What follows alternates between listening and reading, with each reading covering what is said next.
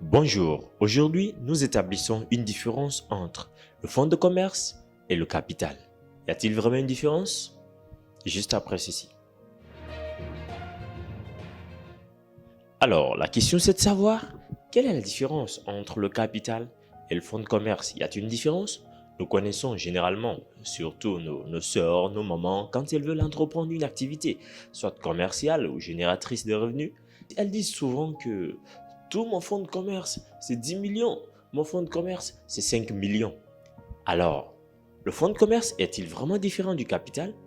Je pense que oui, il y a une très grande différence entre le fonds de commerce et le capital. Le capital est un élément comptablement parlant du passif du bilan, tandis que le fonds de commerce est un élément de l'actif du bilan. Donc, une très grande différence selon leur emplacement dans les documents comptables. Alors, qu'est-ce qu'il faut savoir sur le capital? Le capital, c'est la somme d'argent que vous avez, que vous éjectez dans une activité en vue de pouvoir atteindre des flux financiers futurs, afin d'atteindre de cette activité des rentabilités futures. C'est en quelque sorte ce qui vous propulse, ce qui vous permet de financer vos activités, c'est ce qui permet d'investir dans une activité quelconque. Par contre, ce que nous devons savoir sur le fonds de commerce, c'est d'abord un élément de l'actif du bilan, c'est un actif pour toute entreprise qui est constitué de beaucoup d'éléments qui permettent l'exploitation commerciale, notamment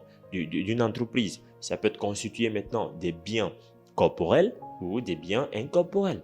Alors, entendu par là, des biens corporels, ce sont l'ensemble des éléments tels que des machines, de la marchandise, des ordinateurs, des mobiliers de bureau, tout ce que vous pensez qu'on peut toucher, ce sont les biens corporels. Donc, ce sont des éléments qui composent le fonds de commerce. Et de l'autre côté, c'est aussi composé des éléments incorporels, entendu par là, tout ce qu'on ne peut pas toucher, mais dont nous connaissons l'existence. Alors, quand vous prenez le fonds de commerce dans son ensemble d'immobilisation incorporelle, des éléments incorporels, on peut notamment faire allusion à la clientèle. On peut faire allusion à l'achalandage, on peut faire allusion à l'enseigne. Voilà. Et donc, la clientèle, c'est l'ensemble des personnes qui ont un contrat commercial avec un fournisseur donné, c'est-à-dire qui ont l'habitude de s'approvisionner auprès d'une tierce personne.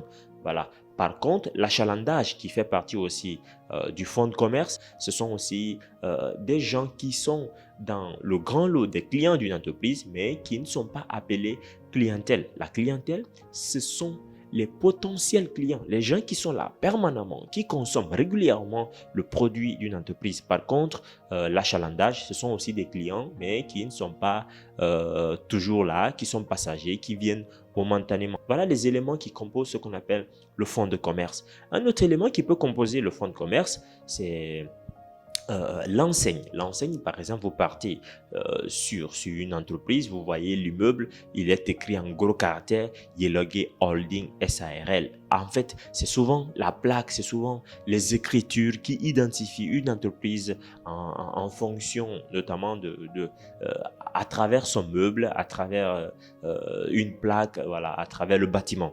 Voilà. Vous avez aussi d'autres éléments comme le droit au bail qui vient s'ajouter un peu dans ce qu'on appelle le fonds de commerce. En gros, ce qu'il faut retenir, le fonds de commerce, c'est tous les éléments incorporels et corporels. Incorporels, ce que vous ne pouvez pas toucher, notamment, je vous ai parlé de clientèle, de l'achalandage, des droits au bail. De corporel, je vous ai parlé des marchandises, je vous ai parlé des biens mobiliers, je vous ai parlé des ordinateurs, des machines, des véhicules. Voilà le fonds de commerce. C'est vraiment différent de l'argent liquide que vous avez en main et que vous voulez injecter dans un marché qu'on appelle plutôt le capital. Alors, avez-vous appris quelque chose ou vous avez d'autres questions? Posez-la en description. Je me chargerai de la répondre. Merci, à plus.